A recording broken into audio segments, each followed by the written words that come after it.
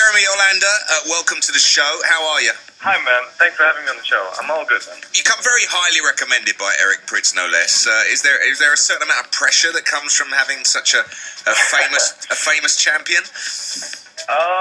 Yeah, I guess. I try not to think about it, but I guess it comes with some pressure, yeah. Were you a colleague of his, or how did you come to get to know Eric? I think it all comes from me being a fan and kind of almost stalking him, just talking to him at shows.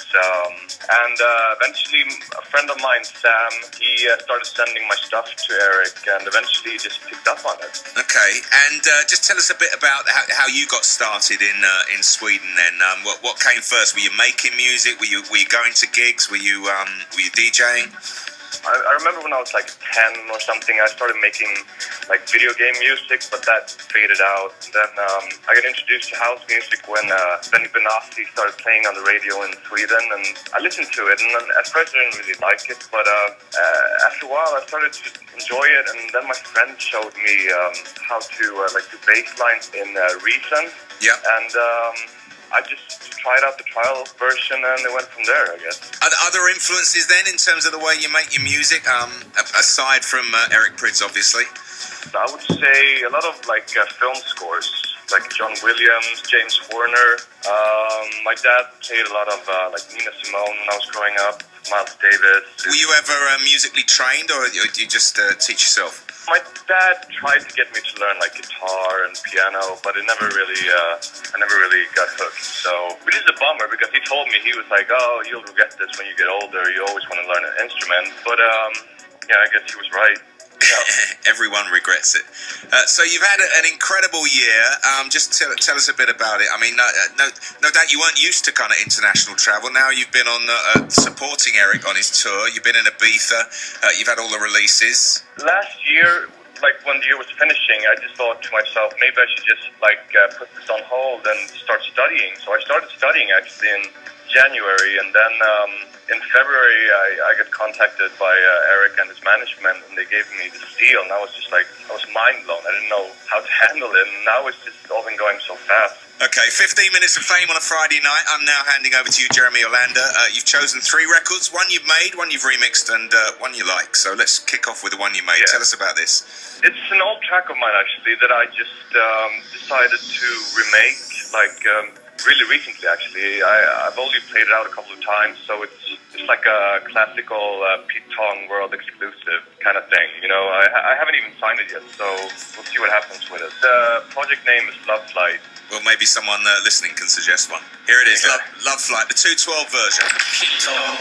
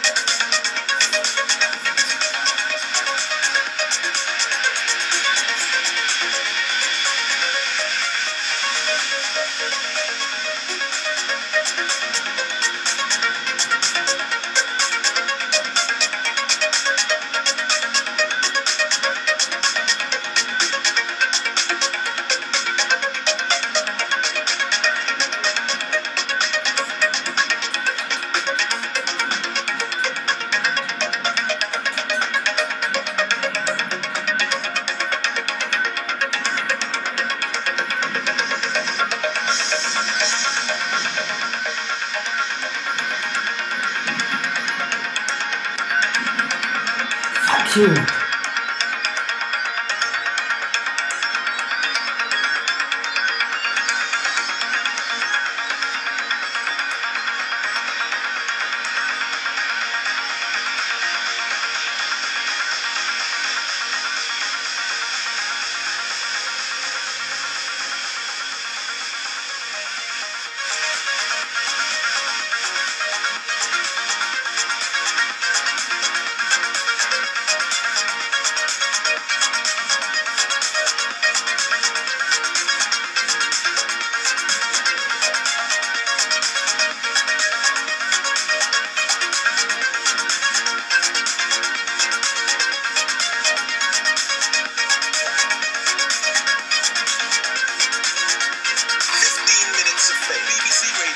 That's Love Flight, the 212 version from Jeremy Olander. My guest on 15 Minutes of Fame this week, signed, of course, to Eric Pritz's label. Are you a Pride of friend, or are you? I guess you are. Yeah, I guess I'm becoming one. Right, there you go. I guess I'm becoming one. Let's talk about remixes. Now, your boss there at the label, he's done a few mixes that have been a bit useful for the likes of Calvin Harris, Faithless, Depeche Mode, Duran Duran. How do you decide who you're going to remix? It's hard. I never feel like I want to remix house tracks because they're already house, you know? If I want to remix something, I want to make something that's not house and make it house. Okay, tell us about this. Is as much as an edit as a mix? Well, it's an edit since it's not an official remix, but I heard it when I was having a drink in Stockholm, and I just thought to myself, like, this hook is so good. How come no one's done anything to it? And then I started looking on the web, trying to find some house remix of it, and I couldn't find anything, so I just decided I'll give it a try. And, it also happens to be one of Eric's favourite artists as well. So it's Depeche Mode, right? Yeah. And this is It's No Good. No dance music. BBC Radio 1.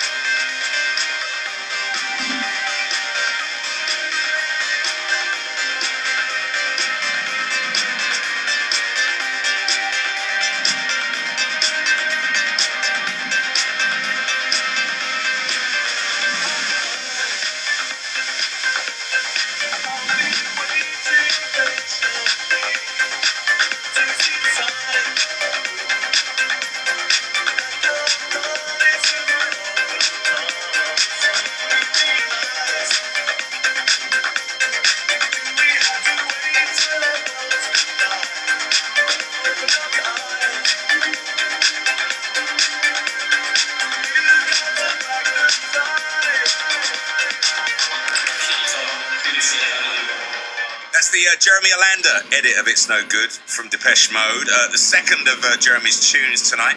Jeremy, what advice would you have then for up-and-coming talent trying to make it, especially if they don't have the advantage of coming from Sweden? I'd just say, like, try to be as original as you can and experimenting with stuff, try remixing different genres, and just keep working at it. Do you still work in Reason, by the way? We like to ask technical questions. Or do you Oh, no. After Reason, I moved to Ableton, and then from Ableton, I went to Logic. Okay, it's the full transgression. Logical step. The logical step. Great 2011. How's the New Year period and peering into next year looking for you? It's looking really good. I'm doing a show in Germany around Christmas, and I'm doing a show in Stockholm, actually, which I'm really looking forward to. I haven't played in my hometown for a while. Okay, Jeremy, it's been a pleasure to have you on the show. I'm actually going to join you on Saturday up at Ali Pali there with the second night of the Eric Prydz extravaganza, so look forward to meeting you in person then. Yeah, look forward to meeting you too, man. Okay, just leave us then with a tune that you like. What's this? This is a track by Adam Beyer and Alan Fitzpatrick. It's a really pumping, big room techno track. I've been playing it a lot this year. Love it. Jeremy, thank you. Thanks for having me, man. 15 minutes of fame. BBC Radio 1.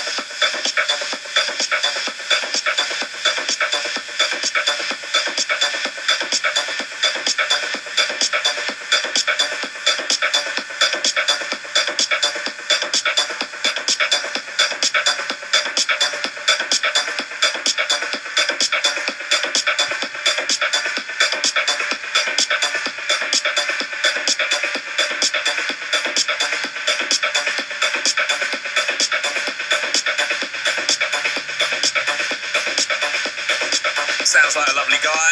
Adam Beyer and Alan Fitzpatrick finishing off.